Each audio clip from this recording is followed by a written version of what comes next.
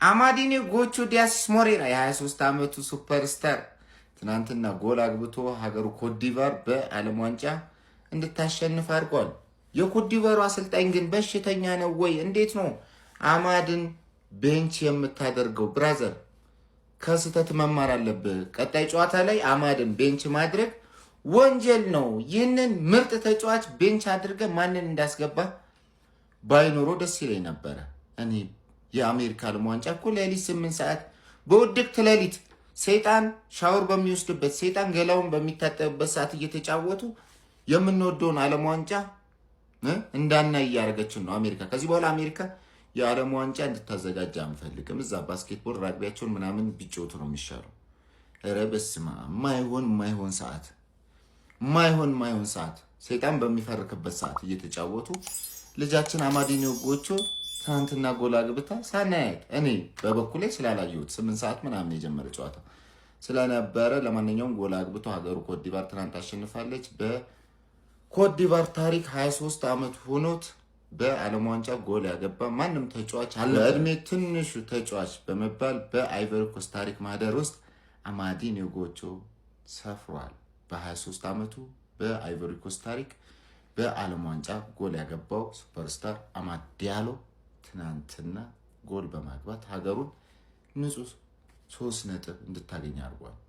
ሁላችሁም የማንቼ ፋሚሊ ማታ ሌሊት ላይ ልክ አማድ ቤንች መሆኑ ስታውቁ በእርግጠኝነት ይህን ጨዋታ አላያችሁም፣ ተኝታችኋል። ልክ እንደኔ ማለት ነው። አባቴ ጠዋት ስነሳለን በሱ ጎል ማለት ነው ኮትዲቫር ማሸነፍ ችላለች። እኔ ስለ ጨዋታው ምንም አላየሁትም፣ ሃይላይቱን ገብቼ ነው ያየሁት። ግን ማለት ነው ተቀይሮ ገብቶ የሚገርም እንቅስቃሴ ነው ያደረገው። ይሄንን ልጅ እንዴት ነው ቤንች የሚሆነው? ቆይ ይሄ ልጅ እንዴት ነው ቤንች የሚሆነው? አማድ ይችላል። በቃ ልጃችን አማድ ዲያሎ አይቮሪያን ሜሲ እንግዲህ ባለቀ ሰዓት ጎል አስቆጥሮ አይቮሪ ኮስት ወይም ደግሞ ኮትዲቫር 1-0 ኢኳዶርን እንድታሸንፍ እንግዲህ ረድቷታል ማለት ነው። ፈርስት ሃፍ ጨዋታውን አይቻለሁ፣ ሰከንድ ሃፍ ግን አልቻልኩም። ኧረ ወርልድ ካፕ ሊገልደን ነው በእንቅልፍ እጦት። በስመ አብ። ያን ዲዮሜንዴ ማን ኦፍ ዘ ማች ተብሎ ተመርጧል። ሂንካፔን ኩክ ነው ያደረገው፣ ተደበረበት ነው የምላችሁ። እና ያን ዲዮሜንዴ 19 ዓመቱ ነው፣ አሪፍ ነው። ግን እኔ ስቲል አፍሪካዊነት ውስጡ ያለው ስፒድ አለው ልጁ። በስፒድ ቶ ሂንካፔን ሙድ ሲይዝበት ነበር። ፔዤ እየፈለገው ነው እየተባለ ነው። ልጁ ገና ስለሆነና እድሜው ፍጥነት ስላለው ነው እንጂ እኔ የምወደው አይነት ተጫዋች አይደለም። እኔ አሁን ለዩናይትድ ብባል እኔ 50 ሚሊዮንም ማውጣበት ሰው አይደለም። አሪፍ ልጅ ነው፣ ግን ለዩናይትድ አልመኘውም። እናንተ እንዴት አያችሁ ጨዋታውን? ኮትዲቫር አሪፍ ቲም ነው ያላት። ሴንተር ባኮቿ ምናምን በጣም ቆንጆ ናቸው። ኢኳዶርም ለክፉ አይሰጡም። አሪፍ ቲም ናቸው ሁለቱም። የላቲን አሜሪካ ቲሞች ግን በቃ በሜዳቸው እንደሚጫወቱ ነው የሚጫወቱት። እንዳለ ደጋፊ ጨቅ ብለው ነው የሚገባው። ያበደ ጭዌ ነበር። ኮፒ ሊንክ ሪፖስት ሼር እያደረጋችሁ ሀሳባችሁን ኮሜንት ላይ ይሜ በስተመጨረሻም የኛ ተጫዋች የሆነው አማድ ዲያሎ ኮትዲቫርን ማለት ነው 3 ነጥብ እንድታገኝ አድርጓታል። ከተቀያሪነት ተነስቶ ጎሉ እንደምትመለከቱት ነው ቤተሰብ። ምን አይነት ጎል! የሚያምር ማሻአላ! እንዴት አባቱ ደስ እንደሚል የምሬን ነው የምላችሁ። ይሄ ጨዋታ አዝግ አንተ እንዴት ነው የሚከላከሉት ኢኳዶሮች? እንዴት አርጋ ፈልቅቃ ከተቀያሪነት ተነስቶ ሎም ስለ አማድ ዲያሎ ጎል ምን አስተያየት አላችሁ? ኮሜንት ላይ አስቀምጡልኝ። ይመቻችሁ። የና ኮንፎሎ ላይ ሼር ማድረግ እንዳይረሳ። ካማን ኮትዲቫር ካማን! አንቺ ነሽ አፍሪካ የምትወኪው። ዋንጫው እንዳናይ መብራቱን ላይ ያስቆመን ነው የምላችሁ። ብቻ ጨዋታው ተጠናቆ መተናል። ኮትዲቫር 1-0 ኢኳዶር ማሸነፍ ችላለች። እዚህ ጨዋታ ላይ እንግዲህ ያን ዲዮሜንዴ ሂንካፔን ደግመ ተወርክልኝ ሲለው ነው የዋለው። እንግዲህ አማድ ዲያሎ ግን ከገባ በኋላ ትንሽ ገዛ አግኝቶ ነበር። ከ56 ደቂቃ በኋላ እንደሚታወቀው ቦኩማና አይ ቲንክ ቱሬ ነበረ የተሰለፈው በሌፍት በኩል። ሆፈንሃይም ቤት እንግዲህ አሪፍ ነገር ሲያሳየን ነበር የዋለው እና እሱ ልጅ ግራ ገብቶኛል። አይ ቲንክ ያልኳችሁ እሱ ልጅ እንዲሰለፍ አልጠበቅኩም ነበር። አሪፍ ዓመት አሳልፏል። ነገር ግን አማድ ዲያሎ ሹርሊ ይሰለፋል ብዬ ነበረ።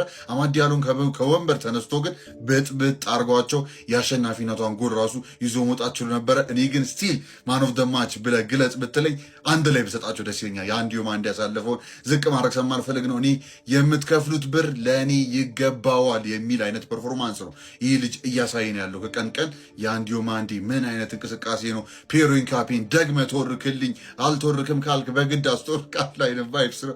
ብቻ እኔ ብላችሁ ነገር የለኝም። ያው ሰዓቱም ሄድ እያለ ነው እና በኢኳዶር በኩል ደግሞ ካይሴዶ አሪፍ እንቅስቃሴ ተመልክቼበት ነበረ።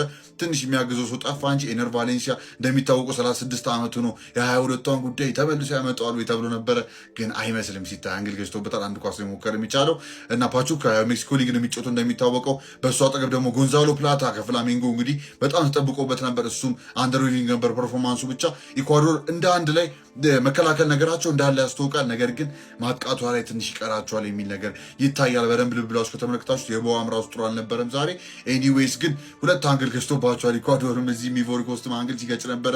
ተውት፣ አንግልማ ስንት በመጣ እሱን ብቆጥሩ ግራ ትጋባላችሁ። እና ስናጠቃለው አሸናፊነቷ ጎል እንደምትመጣ ታስታውቅ ነበረ። በዚህም ሆነ በዛም ሁለቱም አሪፍ ቢከላከሉ፣ ነገር ግን አማድ ዲያሎ ፈጽሞ ልዩ በሆነ ሁኔታ አስቆጥሮ መውጣት ችሏል ማለት ነው።